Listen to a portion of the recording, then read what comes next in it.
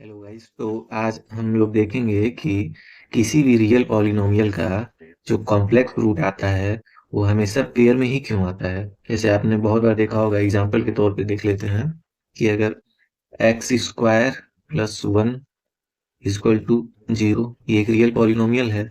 अब इसके रूट क्या क्या होंगे? इसके दो रूट होते हैं, एक होता है एक्स इक्वल टू प्लस आई और एक होता है एक्स इक्वल टू माइनस आई। ये ऑलवेज ट्रू है। किसी भी रियल पॉलिनोमियल का अगर एक रूट अगर कॉम्प्लेक्स आया है तो दूसरा रूट उसका कॉन्जुगेट आएगा ही आएगा। ये रियल पॉलिनोमियल में हमेशा कॉम्प्लेक्स रूट पेयर में ही आते हैं। अगर एक रूट उसका ए प्लस आई भी है तो दूसरा रूट उस पॉलिनोमियल का ए माइनस आई भी होता है। ठीक है, तो देख लेते हैं इसके पीछे क्या कारण है, इसका प्रूफ देख लेते हैं कि इसका प्रूफ क्या क्या है, क्यों ऐसा होता है। तो सपोज दैट हमारे पास एक रियल पॉलिनोमियल ये दिया है जहाँ पे ए एन माइनस वन, ये सब जितने कोफिशिएंट हैं एक्स के वो सब रियल नंबर हैं। This coefficient are belongs to real number. ठीक है, तो देख लेते हैं इसका प्रूफ क्यों है कि क्यों कॉम्प्लेक्स रूट पेयर नहीं आते हैं। तो सपोज दैट उसको देखने से पहले एक प्रॉपर्टी देख लेते हैं। कॉम्प्लेक्स नंबर में एक प्रॉपर्टी देख लेते हैं। तो प्रॉपर्टी क्या है कि अगर कोई भी कॉम्प्लेक्स नंबर ए जेड और इसका कॉन्जुगेट लेंगे, ठीक है, तो ये कॉन्जुगेट अगर ए यहाँ पे रियल नंबर है, ए बिलोंग्स टू रियल नंबर। ठीक है, तो और जेड क्या है? जेड कॉम्प्लेक्स है, ये कॉम्प्लेक्स है। तो इसकी प्रॉपर्टी होती है ए जेड का अगर कॉन्जुगेट लेंगे तो ये होता है ए इंटू जेड बार। क्यों? क्योंकि ए तो रियल नंबर है, तो रियल नंबर का कॉन्जुगेट लेंगे तो वही होगा, बट ये कॉम्प्लेक्स है तो ये ऐसे डिस्ट्रीब्यूट हो जाता है। तो ये हो जाता है ए बाहर आ जाता है और जेड के ऊपर बाहर, तो मतलब ए जेड कॉन्जुगेट। ठीक है, पहली प्रॉपर्टी ये होती है। और एक दूसरी प्रॉपर्टी ये होती है कि a z to the power n अगर इसका कॉन्जुगेट लेंगे, ठीक है, तो ये होता है ए रियल है और जेड कॉम्प्लेक्स है। ये रियल है और ये कॉम्प्लेक्स है। ठीक है, तो ये होता है, फिर ए बार हो जाएगा और ये हो जाता है z z bar to the power n. ये भी कॉम्प्लेक्स नंबर में एक प्रॉपर्टी होती है।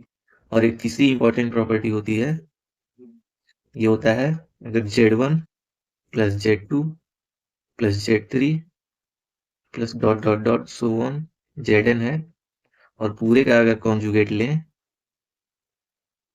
तो ये हो जाता है z one bar plus z two bar plus z three bar plus dot dot dot so on z n bar. ठीक है, तो ये कॉन्जुगेट अलग अलग हो जाते हैं।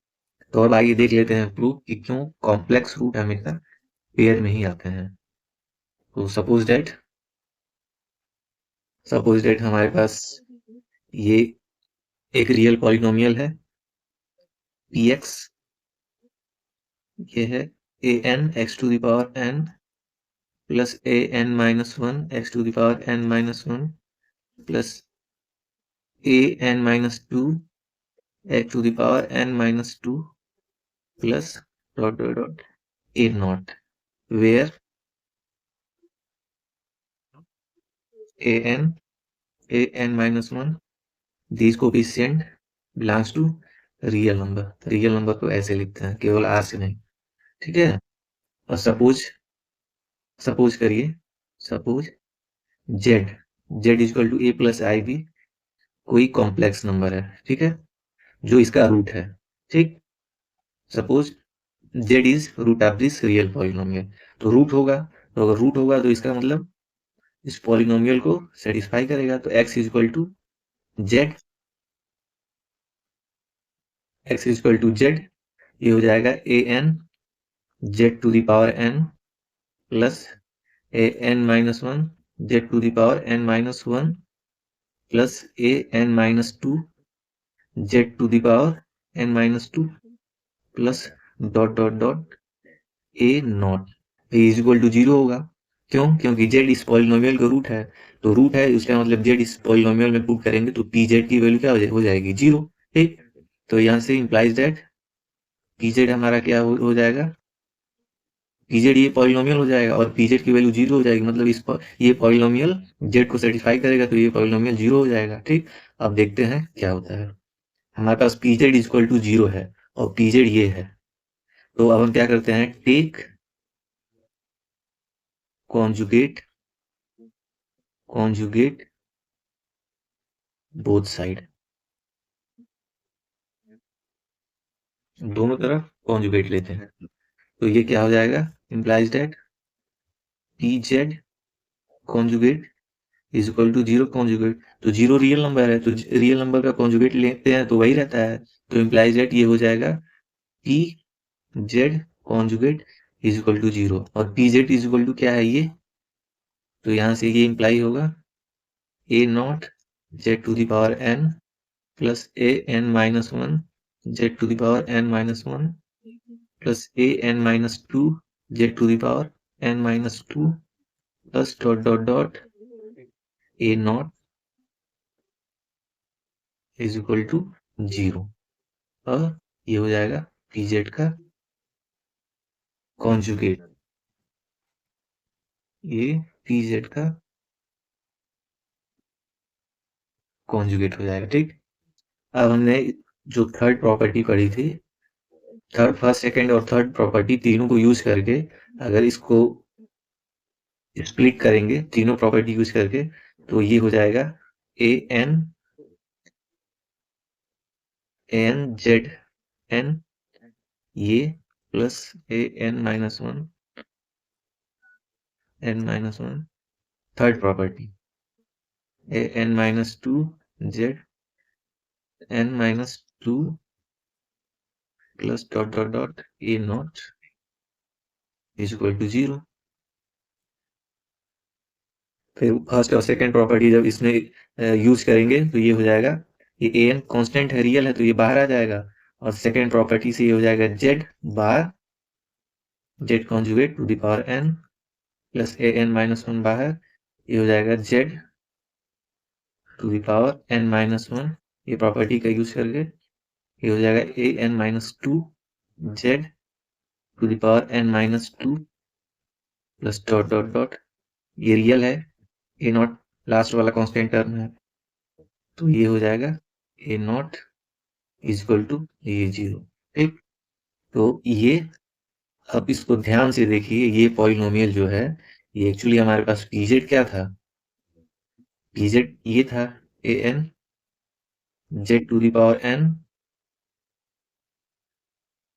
Plus a n minus one z to the power n minus one plus a n minus two z to the power n minus two plus a naught था, बस इसी पॉलिनोमियल में, और ये 0 के इक्वल था, बस इसी पॉलिनोमियल में अब क्या हुआ है, जेड की जगह जेड नॉट हो गया है, और ये प्रॉपर्टी यूज करके, तो इसका मतलब ये जो हमारा ये वाला पॉलिनोमियल है ये कुछ नहीं है, ये बस पी जेड बार है। ठीक है, तो ये पॉलिनोमियल जो नया निकल गया ये पी जेड बार है, तो ये p z bar is equal to क्या आ गया, 0, implies that z bar, p z हमारे पास पहले से था, दोनों तरफ कॉन्जुगेट लिया पी जेड का, तो पी जेड कॉन्जुगेट ये 0 0 ही रहेगा, और पी जेड का जो कॉन्जुगेट लेने के बाद ये आया, तो ये जो आया, तो ये पॉलिनोमियल है जो हमारा ओरिजिनल पॉलिनोमियल था, a naught x to the power n plus वो, तो जेड उसका रूट था, तो जेड सेटिस्फाइड किया है, 0 आ गया है, अब जेड नॉट भी उस पॉलिनोमियल को सेटिस्फाई कर रहा है, इसका मतलब जेड नॉट भी उस पॉलिनोमियल का रूट हो गया, तो implies that Z not is also root of given polynomial x, as z was already root. Here it is proved that if z is z complex number है, complex is root of real polynomial, then z naught will be also root of that polynomial. Thank you.